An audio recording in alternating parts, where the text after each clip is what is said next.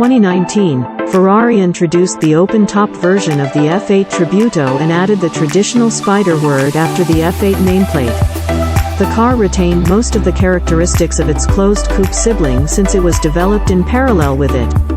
Ferrari continued the story of the 458 and 488 with the F8 Tributo in 2019, followed by the open-top version of it in the same year.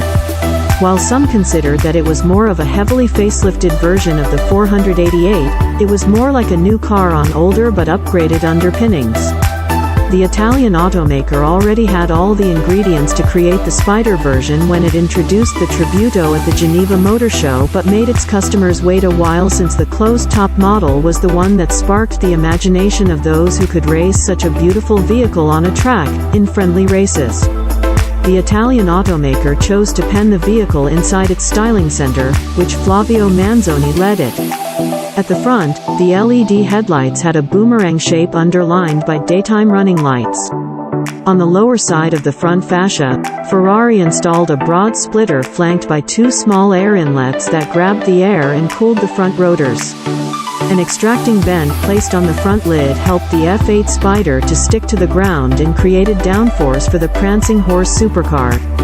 From its profile, the open-top vehicle featured a similar windshield and sculptured door panels as its sibling.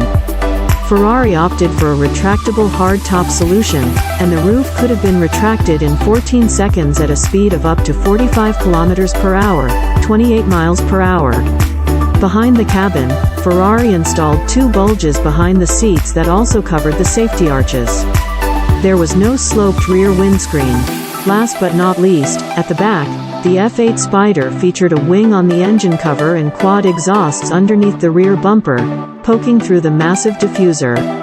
Inside its cabin, the F8 Spider revealed a cabin for two occupants. The high-bolstered bucket seats were padded with expensive leather and were separated by the center console. Unlike many other cars on the market, this was not connected to the center stack to amplify the sensation of lightness. But light didn't mean low-equipped, so the F8 Spider featured a 7-inch touchscreen placed in front of the passenger, who could assist the driver by selecting music. The one behind the wheel had to focus only on driving, fronting an instrument cluster where a large tachometer took center stage. It was flanked by two LCDs for the infotainment unit and the navigation system. In addition, these could also show information gathered from the car's onboard computer.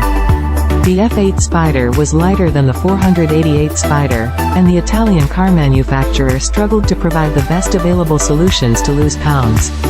In addition, it increased the performance of the 3.9-liter V8 twin turbocharged power plant by 50 PS, 49 HP, compared to its predecessor. The F8 Spider is powered by a twin turbocharged 3.9-liter V8 that produces 710 horsepower and 568 pound-feet of torque. And in this era of hybridized exotics, the F8 remains resolutely free of electric propulsion. All models are rear-wheel drive, and a 7-speed automatic transmission changes the gears. This Ferrari is quick enough to make an indelible impression. We've driven the previously available and virtually identical F8 Tributo on a racetrack in its native Italy and on roads on our shores. We've also wheeled the drop-top variant, which proved to be as quick and fun as it looks. Handling is precise and rewarding. The Ferrari's engine hits a pleasantly sonorous note as it does its work, and the brakes do a masterful job of bringing it to a swift halt. Please don't forget to hit the like and subscribe button.